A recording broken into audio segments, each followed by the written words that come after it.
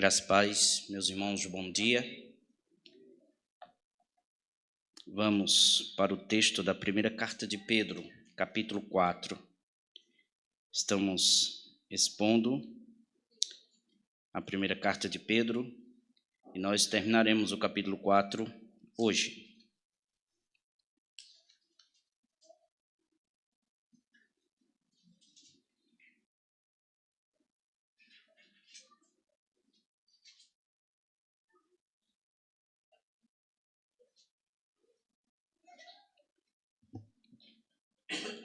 Vamos ficar em pé, reverentemente. Farei a leitura a partir do verso 12 até o de número 19. O apóstolo Pedro escreve da seguinte maneira: Amados, não estranheis o fogo ardente que surge no meio de vós, destinado a provar-vos, como se alguma coisa extraordinária vos estivesse acontecendo. Pelo contrário, alegrai-vos na medida em que sois coparticipantes dos sofrimentos de Cristo, para que também na revelação de sua glória vos alegreis exultando.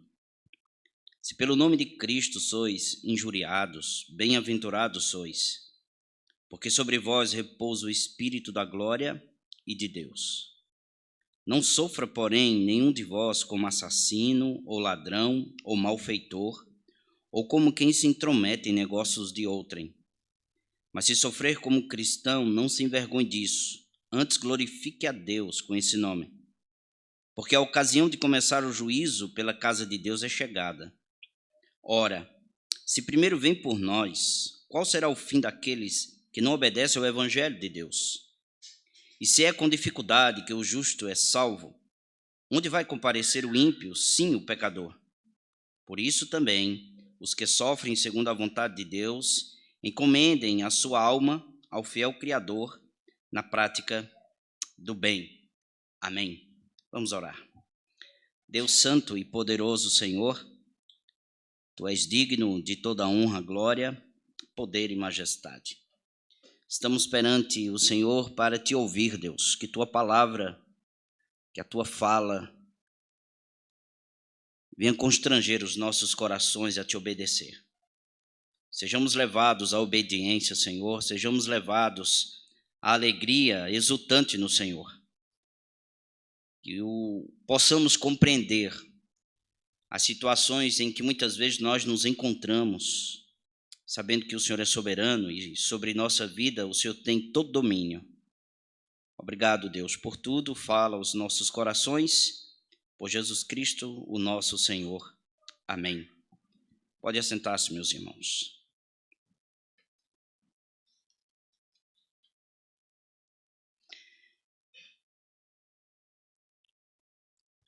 Para recordar, o tema geral da carta, da exposição é eleitos para a santidade.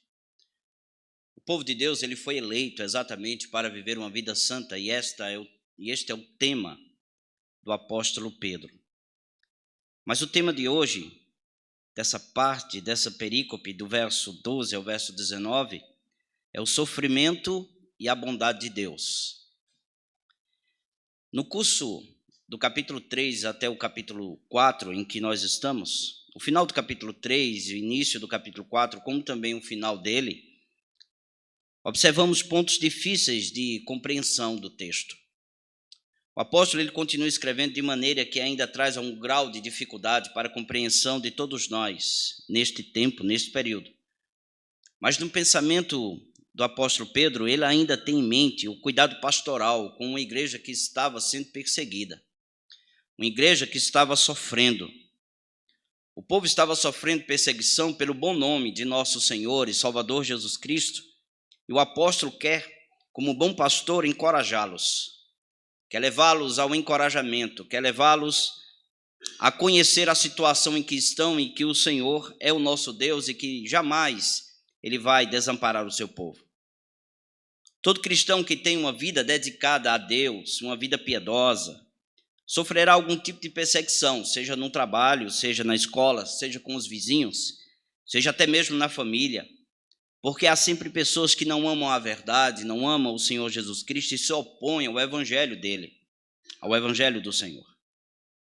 Nós temos períodos em que o Senhor nos poupa de sofrimentos, mas também existem ocasiões da providência de Deus, do Senhor, que ele envia sofrimento para nós.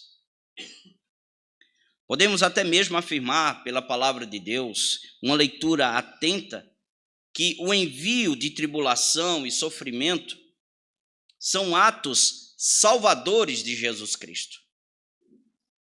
Ele muitas vezes quer salvar outras pessoas que estão ao nosso redor quando compara a própria vida com a nossa e sabendo que nós estamos passando por ele, alegres, exultantes na pessoa de Jesus Cristo. E que muitas vezes o Senhor também quer nos salvar dos pecados presentes do nosso coração. Pois chegará um dia em que nós iremos ser salvos definitivamente da presença do pecado. O que devemos fazer, meus irmãos, quando o sofrimento bate à porta? Muitas vezes nem a porta ele bate, já entra sem pedir licença. O que fazer, como agir? O que Deus nos ensina? Cristo, por meio do apóstolo, nos alerta para entendermos que o sofrimento faz parte da vida cristã. Faz parte de nossa vida por estarmos unidos ao Senhor Jesus. Os irmãos estavam sendo aqui perseguidos. E tendo isso em mente, o Senhor nos mostra o que devemos fazer quando estamos sofrendo. E Pedro nos alerta para 4 pontos aqui nesse texto. Primeiro, nós devemos esperar o sofrimento. Espere, meus irmãos, o sofrimento por estar em Jesus Cristo. Segundo, nós devemos alegrar-se no sofrimento. Parece uma contradição, mas é isto mesmo. Terceiro, nós devemos examinar a nossa própria vida quando estamos sofrendo. Em quarto, nós devemos confiar no Senhor quando estamos sofrendo. Então, primeiro ponto, nós devemos esperar o sofrimento. Veja o que diz o verso 12. Amados, não estranheis o fogo ardente que surge no meio de vocês ou de vós, destinados a provar-vos, como se alguma coisa extraordinária estivesse acontecendo. Não há nada de extraordinário acontecendo quando nós estamos em tribulação, em sofrimento, pelo fato de sermos cristãos. A perseguição não é algo estranho à vida cristã, à vida de alguém que é devota a Deus, que é piedosa ao Senhor. Ao longo da história, o povo de Deus sofreu por se manter obediente ao Senhor, à sua palavra. Nós, cristãos genuínos, salvos pela cruz de nosso Senhor Jesus Cristo, somos diferentes dos incrédulos, totalmente. E essa distinção, meus irmãos, é porque Deus nos salvou em Cristo, Ele nos batizou com o Espírito Santo quando cremos. Muitos que estão envolvidos com o mundo pecaminoso estão familiarizados com mentiras, com orgulho, com prazeres ilícitos e o desejo de cada vez ter mais. O crente redimido em Jesus deseja a verdade. E pela graça de Deus é uma pessoa humilde e deseja assim glorificar o Senhor em meio a qualquer situação. Esta perseguição vem desde a queda do homem. Deus declarou guerra contra Satanás, Gênesis capítulo 3, verso 15, por meio do descendente, que é o Senhor Jesus Cristo, o descendente da mulher. E por consequência, todos os que estão em Jesus Cristo também sofrerão algum tipo de perseguição. Somos forasteiros neste mundo, e não somente no que diz respeito a este mundo, com relação à nova Jerusalém celestial, mas quando o povo de Deus é perseguido, nós terminamos indo para outras regiões. Somos perseguidos exatamente por amarmos o Senhor e levados para outros lugares. É o caso destes irmãos. Outra cidade, outro país, longe dos seus familiares, longe dos amigos, longe da igreja que eles sempre tiveram contato. Por esta causa não devemos estranhar, meus irmãos, a perseguição que vem sobre nós, como disse o apóstolo.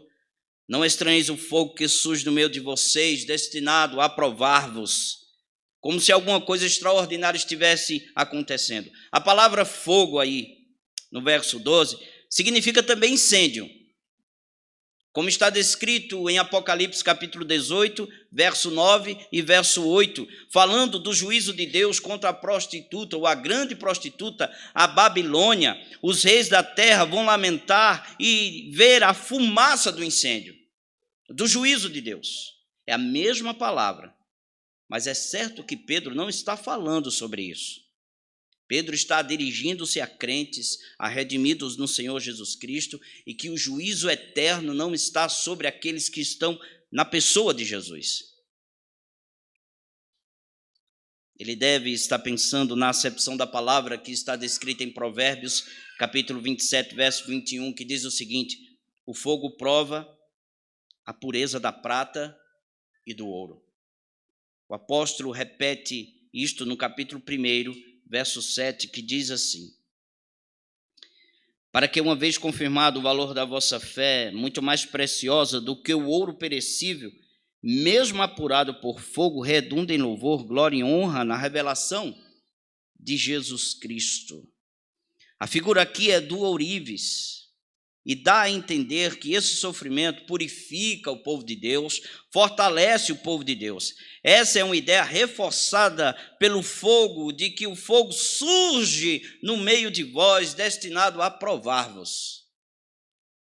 A palavra que ele usa para provar-vos é a mesma empregada no capítulo 1, verso 6, falando sobre provações em sentido positivo da provação ou da tribulação, que normalmente traz um resultado favorável. O que Pedro está dizendo é o seguinte: olha, quando somos provados, os crentes, o povo de Deus, nós temos resultados favoráveis. Nós amadurecemos, nós entramos em comunhão com o Senhor, nós vivemos a palavra de Deus, e é exatamente porque estamos em Jesus. Deus nos ensina que nenhuma perseguição ou provação simplesmente acontece por acidente. Antes, faz parte do plano de Deus. De modo, meus irmãos, que Ele está no controle de todas as coisas. Segundo ponto, nós devemos nos alegrar quando o sofrimento chega. Para o mundo isso é inconcebível, gente. Depois de ter falado de que o cristão deve esperar a tribulação, ele agora, o apóstolo, ordena o que está no verso 13: alegrai-vos na medida em que sois coparticipantes dos sofrimentos de Cristo. O apóstolo Pedro está encorajando os crentes diante das perseguições com alguns pontos, principalmente nesse verso 13. Primeiro, ele quer encorajar o povo e lembrar a eles de uma celebração. Com o termo, pelo contrário, como começa o verso 13, ele introduz um contraste, meus irmãos, do que ele havia falado antes. Ele coloca ênfase na alegria. Pedro, ele intenciona dizer que, ao invés de olhar para o sofrimento de maneira negativa, os cristãos precisam olhar de maneira positiva, voltando os seus olhos para o Senhor Jesus Cristo e alegrar-se no nosso destino. E qual é o nosso destino? A vida eterna. Uma vida com Cristo. Uma vida com o Senhor. Pedro está dizendo a mesma coisa que Paulo disse: entristecidos, mas sempre alegres. 1 Coríntios 6, verso 10. Ao mundo, ou aos olhos do mundo, parece-nos que estamos desesperados, entristecidos, sem saber o que fazer. E muitas vezes estamos nessa situação, porém, dentro de nós há um regozijo, há uma alegria, exatamente porque Deus propôs isso para todo crente. Isso é um privilégio do povo de Deus, da igreja de Deus, da casa de Deus, da família do Senhor. Mesmo em meio a situações difíceis, por causa do nome de Jesus Cristo, nós podemos ter alegria. E essa alegria é dada pelo Senhor. Outro encorajamento nesse texto é uma participação. Veja o que ele diz. Sois co-participantes do sofrimento de Cristo. Verso 13. É um privilégio, é uma honra todo remido participar dos sofrimentos de nosso Senhor Jesus Cristo. A ideia de sofrer por amor a Cristo, ela tem aqui uma nota especial, principalmente nos escritos apostólicos. É preciso dizer que o apóstolo não está em nenhum momento ensinando que o sofrimento de Cristo foi incompleto e que nós devemos completar o sofrimento de Jesus Cristo, como se a salvação ainda dependesse de nossa obra ou de algo que fizéssemos. Não é nada disso que o apóstolo está dizendo. O sacrifício expiatório de Jesus Cristo foi realizado de uma única vez e foi feito para sempre. O escritor aos Hebreus disse: porque com a única oferta aperfeiçoou para sempre os que estão sendo santificados. Hebreus 10, verso 12. Nosso sofrimento não tem nada a ver com esse sacrifício de completar o sacrifício de Cristo porque estava incompleto. A participação no sofrimento de Cristo tem a ver com o testemunho, com aquilo que declaramos acerca dele. E por essa razão, muitas vezes somos envergonhados, somos vituperados, porque proclamamos, anunciamos a pessoa bendita de Jesus Cristo e a sua salvação. Sofrer, meus irmãos, é uma dádiva para a igreja. Por que, pastor, é uma dádiva sofrer por amor de Cristo? Porque a palavra de Deus diz isso. Paulo disse: porque vocês receberam a graça de sofrer por Cristo e não somente de crer nele. Ele está dizendo: olhe, vocês foram salvos pela graça, pelo favor de Deus, por um favor imerecido. Vocês não têm méritos nenhum para entrar nesta salvação. Foi Deus quem abriu o coração de vocês, foi Deus quem deu a fé a vocês, foi Deus quem escolheu vocês. Mas também uma dádiva e uma graça sofrer por Jesus Cristo.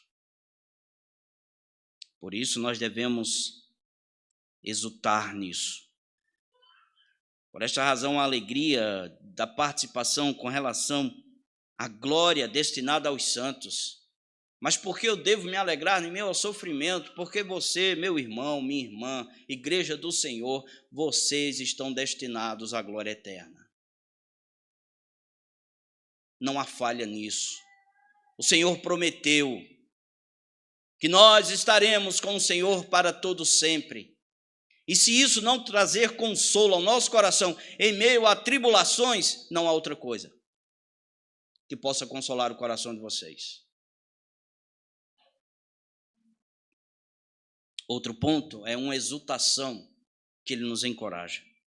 Veja o que ele diz ainda no verso 13: na revelação da glória vos alegreis exultando. Por que essa exultação? Eu vou repetir. Esta exultação é exatamente por causa da atenção da volta de nosso Senhor Jesus Cristo. Na volta do Senhor, o salvo nele verá a plenitude da glória de Deus na pessoa de Jesus Cristo, que ele mesmo, Jesus, preparou para todos nós. Outro encorajamento é o nome de Cristo. Veja o que diz o verso 14.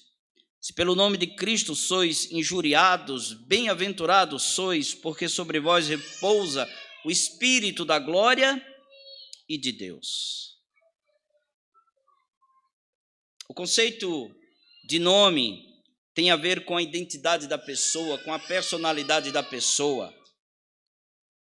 E aqui é a pessoa de Jesus Cristo, e isso nos ensina que nós temos uma relação com sua vida, com sua pregação, com seu ensino, com seu batismo, com suas orações, com suas curas.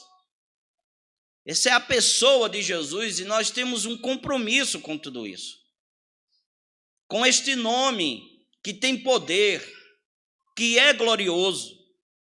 Os apóstolos falaram em nome do Senhor Jesus Cristo e demonstraram poder em palavras e atos. Os cristãos eram perseguidos sem nenhuma piedade por confessarem Jesus Cristo como Senhor. Acredito que muitos de nós que estamos aqui não somos insultados, não somos envergonhados, porque não estamos testemunhando nem da pessoa de Jesus, nem de sua obra. Por esta razão, não há nenhum tipo de vergonha. Outro encorajamento é que ele diz que sobre nós repousa o Espírito de Cristo.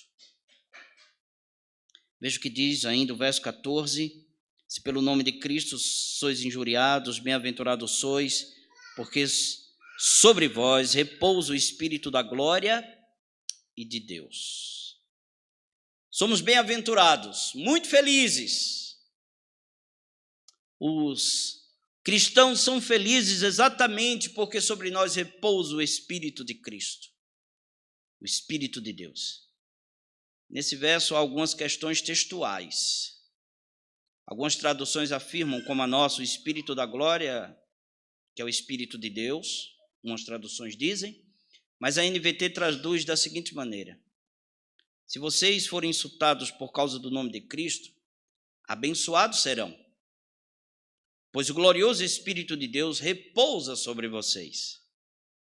Eu não quero entrar em questões textuais, eu quero entrar na ênfase de Pedro. A ênfase está na ação gloriosa do Espírito Santo sobre o seu povo em meio à tribulação. A bênção mencionada no verso 13 que nós vimos, ela é futura. Mas a bênção mencionada aqui no verso 14 é presente. As palavras sobre vós repousa o Espírito da glória e de Deus indicam a plenitude do Espírito e a presença do Senhor de maneira incomum para abençoar o seu povo e fortalecer aqueles que sofrem. É uma antevisão da glória futura que teremos. Porque na história da igreja, muitos que sofreram na fogueira, pendurados em cruzes, sorriam, cantavam, exatamente porque sobre eles repousava o Espírito de Deus. Sobre o povo, sobre nós, repousa o Espírito do Senhor. Essas palavras, elas ecoam a profecia de Isaías, capítulo 11, verso 2, que fala do ramo de Jessé, de Jesus Cristo, e diz o seguinte lá: o Espírito do Senhor repousará sobre ele. E o Espírito do Senhor repousou sobre Jesus Cristo no batismo. A mesma palavra traduzida aqui por repousar está em Isaías 11, verso 2. Pedro entende que essa bênção messiânica, ela também se estende para o povo de Deus que sofre por causa do Messias, sofre por causa do Senhor. Um exemplo disso foi Estevão. O texto diz que, cheio do Espírito Santo, fitou os olhos no céu e viu a glória de Deus e Jesus, que estava à direita de Deus, e ele estava sendo apedrejado.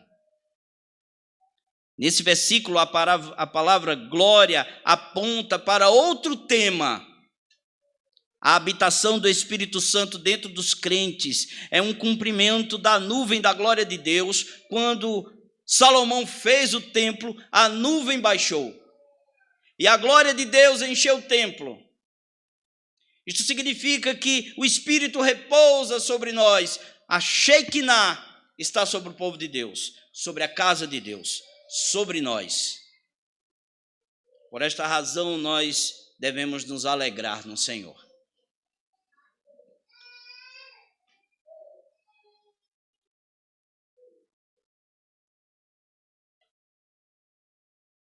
Terceiro ponto: em meio à tribulação, nós devemos examinar a nossa própria vida.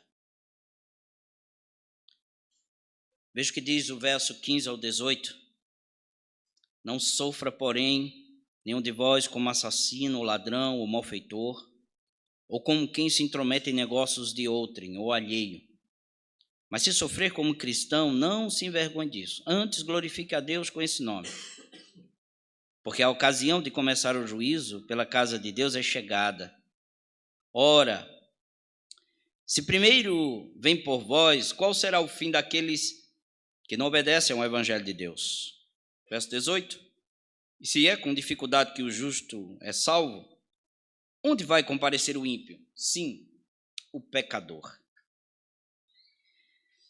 Quando nós estamos nesse forno do sofrimento por causa de Jesus Cristo, nós começamos a perceber algumas coisas que, se nós não tivéssemos no sofrimento, não perceberíamos.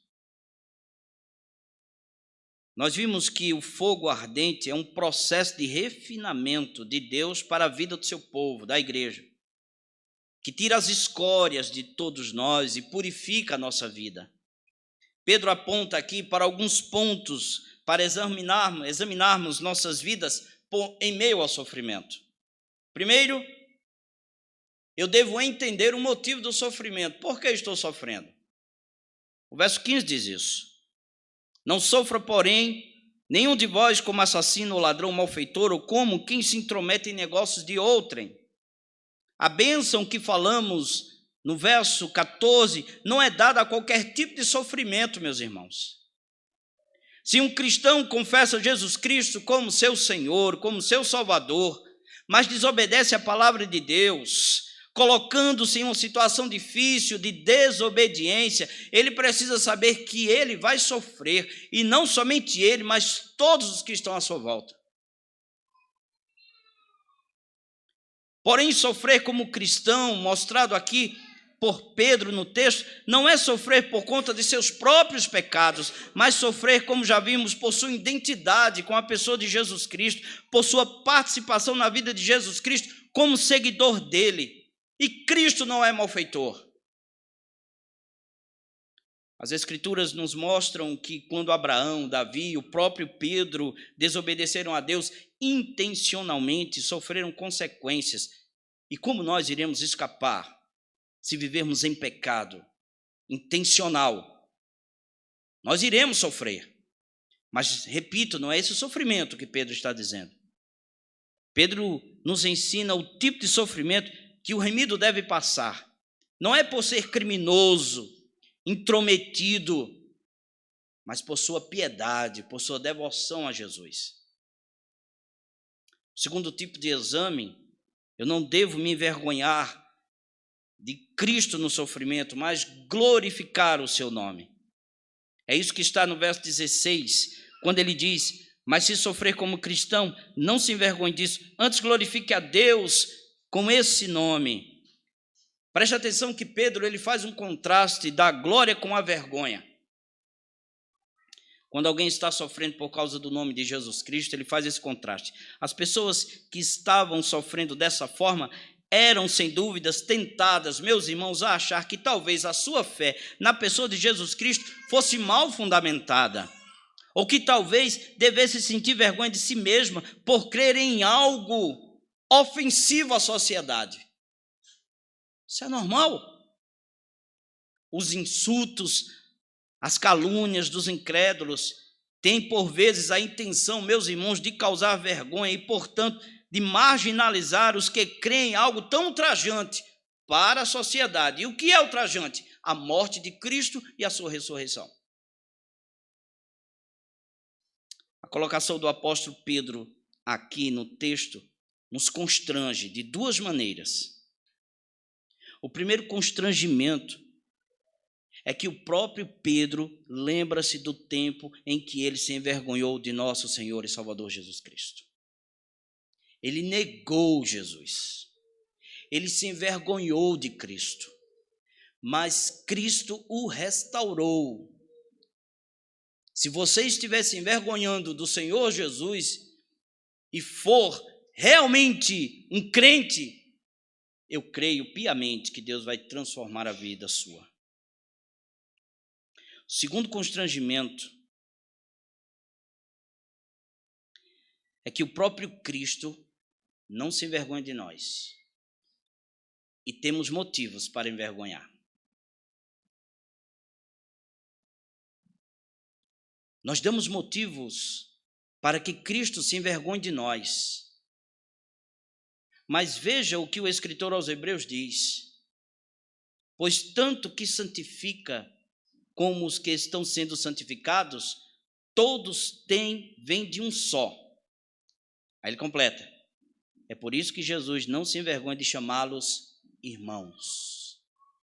Hebreus 2, verso 11. Cristo não envergonha de chamar vocês e eu de irmãos. Ele não se envergonha da igreja. Embora eu e você dê motivos para isso. Mas ele não se envergonha de nós. Então por que eu irei me envergonhar do Senhor? Que é santo, que é justo, que é perfeito. Isso nos constrange, meus irmãos. E à luz do texto, vou abrir o parêntese. Cristo é nosso irmão, não é o nosso pai. Porque muitas vezes, em muitas orações, os irmãos dizem: Senhor Jesus, Pai eterno. Fecha parênteses. Embora o Senhor Jesus deveria se envergonhar de nós, por muitos motivos, repito, nós não devemos envergonhá-lo, se envergonhar dele, melhor dizendo. Antes devemos amá-lo, cuidar um dos outros, viver para a glória do Senhor e testificar a sua morte e a sua ressurreição. Terceiro, exame. No sofrimento devo compreender, meus irmãos, o juízo de Deus. Verso 17 e 18, porque a ocasião de começar o juízo pela casa de Deus é chegada. Ora, se primeiro vem por nós, qual será o fim daqueles que não obedecem ao evangelho de Deus? E se é com dificuldade que o justo é salvo, onde vai comparecer o ímpio, sim, o pecador? Que texto, né, meus irmãos? Os irmãos poderiam até estarem se perguntando por que a igreja sofre e os malfeitores estão sem nenhum tipo de punição. Isso vinha na mente dos irmãos. Poderia vir à nossa mente. O apóstolo Pedro explica que o fogo ardente do verso 12 é, na realidade, um fogo do julgamento de Deus.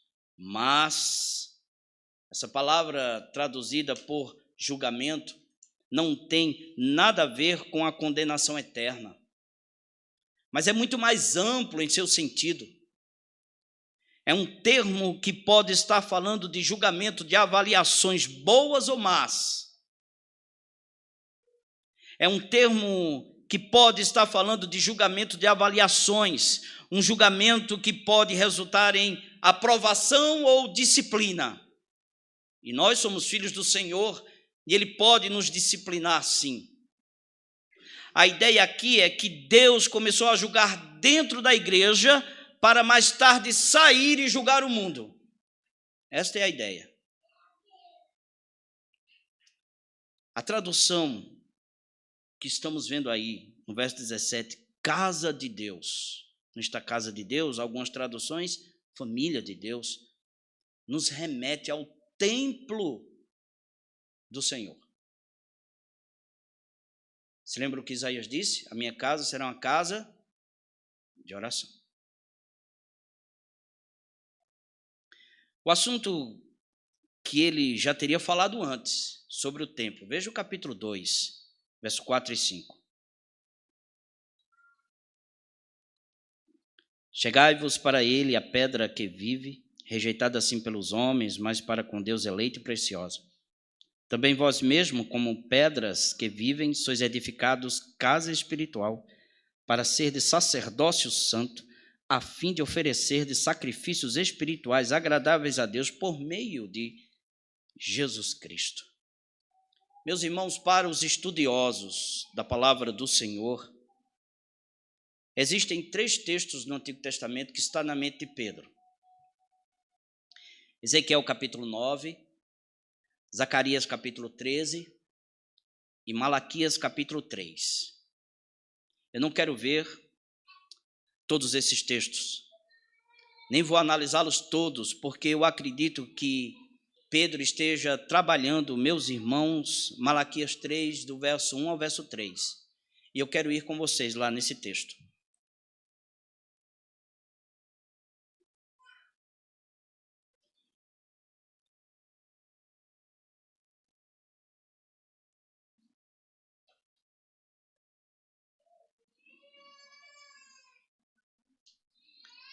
O profeta diz o seguinte, do verso 1 ao 3. Eis que eu envio o meu mensageiro, o que preparará o caminho diante de mim. De repente virá ao seu templo o Senhor, a quem vós buscais, o anjo da aliança, a quem vós desejais. Eis que ele vem, diz o Senhor dos exércitos. Mas quem poderá suportar o dia da sua vinda? E quem poderá subsistir quando ele aparecer? Porque ele é como o fogo do ourives e como a potassa dos lavandeiros. Assentar-se-á como derretedor e purificador de prata. Purificará os filhos de Levi, os sacerdotes, e os refinará como ouro e como prata. Eles trarão ao Senhor justas ofertas. Por esta causa, eu penso que Pedro tem em mente exatamente esse texto. Por que eu acredito que ele esteja trabalhando com Malaquias? Porque o próprio Senhor está agindo como fogo refinador, purificando os sacerdotes, os levitas, como diz o capítulo 2, voltemos lá, versos 5 e 9, que diz assim: também vós mesmo, como pedras que vivem, sois edificados casa espiritual para ser sacerdócio santo, a fim de oferecer sacrifícios espirituais agradáveis a Deus por meio de Jesus Cristo. Verso 9, vós, porém, sois raça eleita, sacerdócio real, nação santa, povo de propriedade exclusiva de Deus, a fim de proclamardes as virtudes daquele que vos chamou das trevas para a sua maravilhosa luz. O Senhor realmente fez isso, purificou os sacerdotes. Estão aqui os sacerdotes do Senhor, que leva a Deus sacrifícios agradáveis, e o sacrifício que levamos a Deus é por meio da pessoa bendita de Jesus Cristo. Por isso que são muito melhores. Por esta razão, o julgamento começou pela casa de Deus, como diz o capítulo 3, verso 1 de Malaquias, se dirigirá daqui para os incrédulos. E para os incrédulos, a condenação é eterna, porque o verso 17 diz: por ocasião de começar o juízo pela casa de Deus é chegada. Ora, se primeiro vem por nós, qual será o fim daqueles que não obedecem ao evangelho de Deus? Será terrível. Chegando no verso 18, Pedro cita Provérbios, capítulo 11, verso 31, dizendo: se o justo é punido na terra, quanto mais os ímpios e o pecador. Ele está dizendo que o fogo da santidade de Deus, ela é tão gloriosa, tão intensa, que até o justo sente a dor, até a igreja sente a dor da disciplina do fogo. Como consequência, o pecador que não ama Jesus vai descobrir que esse fogo é um fogo destruidor e eterno. E se você estiver aqui e não está debaixo dessa graça de Deus, não é um sacerdote do Senhor, não foi purificado pelo sangue de Cristo, pelo juízo do Senhor, você está perdido e vai para as trevas eternas. Em último lugar, confie sua vida ao Senhor, está aí no verso 19. Por isso também os que sofrem segundo a vontade de Deus, encomendem a sua alma ao fiel Criador na prática do bem. Quem sofre por causa da vontade de Deus, precisa entregar sua vida ao Senhor. Por entregar-se ao Senhor, confiando nele em meio à tribulação, em meio à adversidade. A palavra que Pedro usa aí por encomendar é um termo bancário que significa depositar a fim de guardar em segurança, ou seja, deposite sua confiança no Senhor, porque você vai colher a vida eterna na pessoa de Jesus. Se manter fiel. Porque Deus, o Criador, é fiel. Porque Pedro refere-se ao Senhor no verso 19, fiel Criador, e uma vez que falamos de juízo, ele não fala fiel juiz, ou fiel Salvador. Porque Pedro está dizendo que, pelo fato dele ser criador, ele supre as suas necessidades em meio à tribulação. Qualquer necessidade que você precisar, o Senhor está com você e vai suprir. Se um dia chegarmos a sermos espalhados e não reunirmos mais aqui, sairmos de um lugar sem alimento, sem roupa, Deus vai suprir, porque Ele é fiel Criador. Não foi isso que aconteceu na igreja primitiva? Ele trouxe perseguição para a igreja espalhou, proclamou Jesus Cristo e Deus cuidou de cada um deles, porque Deus cuida de cada um de nós. Que o Senhor seja glorificado em nossa vida, em nome do Senhor. Deus, aplica a Tua palavra, Senhor, aos nossos corações e nos transforma à semelhança de Cristo. Encoraja-nos a dar o testemunho solene do Senhor àqueles que estão lá fora. Assim oramos em nome do Senhor Jesus. Amém. Deus abençoe. Pastor Thomas.